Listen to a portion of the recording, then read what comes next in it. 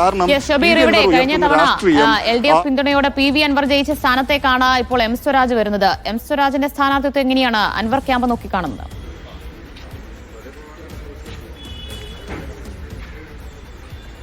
ദിവ്യ, ശ്രദ്ധേയമായ കാര്യം, അൻവറിന്റെ സ്ഥാനാർത്ഥിത്വവുമായി ബന്ധപ്പെട്ട് ഒരു കമന്റും നടത്താൻ PV അൻവർ തയ്യാറായിട്ടില്ല എന്നുള്ളതാണ്. അതുമായി ബന്ധപ്പെട്ട കാര്യത്തിൽ അദ്ദേഹം ഒരു കൃത്യമായൊരു പ്രതികരണത്തിന് തയ്യാറായിട്ടില്ല. കാരണം അദ്ദേഹം ഇപ്പോൾ ഒരു തൃശങ്കുവിൽ നിൽക്കുകയാണ്. ഈ ഒരു ഘട്ടത്തിൽ ഏതെങ്കിലും തരത്തിലൊരു കമന്റ് നടത്താൻ വയ്യ എന്ന് അദ്ദേഹം തീരുമാനിച്ചിട്ടുണ്ടാകും, കരുതുന്നുണ്ടാകും. എന്തായാലും ഈ സ്ഥാനാർത്ഥിത്വം എം സ്വരാജ് വരുന്നത് ശക്തനായ സ്ഥാനാർത്ഥിയായി തന്നെയാണ് TMC ക്യാമ്പ് വിലയിരുത്തുന്നത്. ആ നിലയ്ക്ക് അദ്ദേഹത്തിന്റെ രാഷ്ട്രീയത്തോട് ചേർന്ന് പോകാൻ കഴിയുന്ന നിലയിലേക്കാണ്. നേരത്തെ തന്നെ PV അൻവർ പറയുന്നത് തനിക്ക് CPM-നോടോ CPM-ന്റെ നേതാക്കളോടോ പ്രശ്നമില്ല, തന്റെ പ്രശ്നം സർക്കാരിന്റെ നയങ്ങളാണ്, മുഖ്യമന്ത്രി പിണറായി വിജയന്റെ നയനിലപാടുകളാണ്. അപ്പോൾ ആ നിലയ്ക്ക് ഒരു പരസ്യമായി ഒരു നിഷേധ നിലപാടിലേക്ക് അല്ലെങ്കിൽ ഒരു എം സ്വരാജിനെതിരെ ഒരു ആക്ഷേപിക്കുന്ന നിലയിലേക്ക് PV അൻവർ പോകുമെന്ന് ഈ ഒരു ഘട്ടത്തിൽ കരുതാൻ കഴിയും. ഒപ്പം തന്നെ മികച്ച സ്ഥാനാർത്ഥിയായി തന്നെ LDF സ്ഥാനാർത്ഥിയെ PV Anvar camp TMC camp വിലയിരുത്തുന്നു. അതോടൊപ്പം തന്നെയാണ് എം സ്വരാജ് സ്ഥാനാർത്ഥിയായതോടുകൂടി തങ്ങളുടെ മൂല്യം വർദ്ധിച്ചു. ഈ നിലമ്പൂർ മണ്ഡലത്തിൽ ഉപതെരഞ്ഞെടുപ്പിൽ UDF-ൽ വിലപേശാൻ അല്ലെങ്കിൽ സമ്മർദ്ദം ചെലുത്താൻ തങ്ങളുടെ മൂല്യം വർദ്ധിപ്പിച്ചു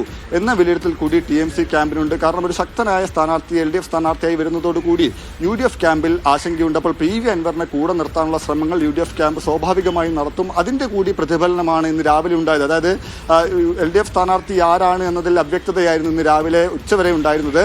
അപ്പോൾ ആ സ്ഥാനാർത്ഥി ആരാകും എന്നതിൽ വ്യക്തത തേടിയതിനു ശേഷം ഒരു കടുത്ത തീരുമാനത്തിലേക്ക് പോയാൽ മതി എന്ന് UDF-ൽ ഒരു തീരുമാനം വന്നതിന്റെ അടിസ്ഥാനത്തിൽ കൂടിയാണ് PV അൻവറിനോട് തൽക്കാലം മത്സരിക്കുന്ന കാര്യം പ്രഖ്യാപിക്കരുത്, പ്രശ്നപരിഹാരം ഉണ്ടാകുമോ എന്ന് ആലോചിക്കാമെന്ന് പറഞ്ഞത്. അപ്പോൾ സ്വാഭാവികമായും TMC ക്യാമ്പ് നിലവിൽ വിലയിരുത്തുന്നത് സ്വരാജ് വന്നതോടുകൂടി തങ്ങളുടെ സാധ്യത UDF-ൽ വിലപേശാനുള്ള സമ്മർദ്ദം ചെലുത്താനുള്ള തങ്ങളുടെ സാധ്യത വർദ്ധിപ്പിച്ചു എന്ന് തന്നെയാണ്. നിലവിലെ സാഹചര്യത്തിൽ തങ്ങൾ കൂടി മത്സരിക്കുകയാണെങ്കിൽ അത് സ്വാഭാവികമായും UDF ക്യാമ്പിലായിരിക്കും വലിയ തരത്തിലുള്ള ആശങ്ക വർദ്ധിപ്പിക്കുക. ആ നിലയ്ക്ക് തങ്ങളെ കൂടെ നിർത്താൻ UDF കോൺഗ്രസ് ശ്രമിക്കുമെന്ന് കൂടി തൃണമൂൽ കോൺഗ്രസ് കണക്കാക്കുന്നു. ഇന്നലെ രാത്രി വരെ അത്തരത്തിലൊരു പ്രതീക്ഷ ഇവർക്കുണ്ടായിരുന്നില്ല. പ്രത്യേകിച്ച് പൂർണ്ണാർത്ഥത്തിൽ ഘടകകക്ഷിയാക്കണമെന്ന ആവശ്യം നിരുപാധികം കോൺഗ്രസോ UDF-ഓ അംഗീകരിക്കുമെന്ന പ്രതീക്ഷയുണ്ടായിരുന്നില്ല. അതിന്റെ അടിസ്ഥാനത്തിൽ കൂടിയാണ് മത്സര രംഗത്തേക്ക് ഇറങ്ങി മത്സരിക്കാനുള്ള തയ്യാറെടുപ്പുകൾ PV അൻവറും TMC-യുടെ നേതാക്കളും നടത്തിയത്. പക്ഷേ ഇന്നിപ്പോൾ ഈ സ്ഥാനാർത്ഥിയുമായി ബന്ധപ്പെട്ട ചർച്ചകൾ LDF സ്ഥാനാർത്ഥി ആരാകുമെന്നെല്ലാം വലിയ തരത്തിലുള്ള അഭ്യൂഹങ്ങളുണ്ടായിരുന്നു. കോൺഗ്രസിൽ നിന്നടക്കം ആളുകളെ അടർത്തി സ്ഥാനാർത്ഥിയാക്കാനുള്ള ശ്രമങ്ങൾ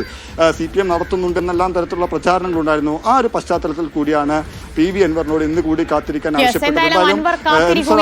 ഒരു അനുകൂല തീരുമാനത്തിനായി LDF സ്ഥാനാർത്ഥിയായ എം സ്വരാജ് കൂടി എത്തിയതോടുകൂടി അൻവറിന്റെ പിന്തുണ അത് UDF-നെ സംബന്ധിച്ച് അത്യാവശ്യമാണ്. അൻവറിന്റെ മൂല്യം കൂടിയിട്ടുണ്ട് എന്ന് തന്നെ PV അൻവർ ക്യാമ്പും കരുതുന്നുണ്ട്. അതുകൊണ്ട് ഘടകകക്ഷിയാക്കിക്കൊണ്ടുള്ള ഒരു തീരുമാനം തന്നെ UDF-ൽ നിന്ന് വരും എന്ന് തന്നെയാണ് അൻവറും പ്രതീക്ഷിക്കുന്നത്. എന്തായാലും വൈകിട്ട് UDF-ന്റെ യോഗം ചേരും. അതിന് പിന്നാലെയായിരിക്കും തീരുമാനം. ഷബീർ ഉമറാണ് വിവരങ്ങൾ നൽകിയത്. മറ്റു വാർത്തയിലേക്ക്.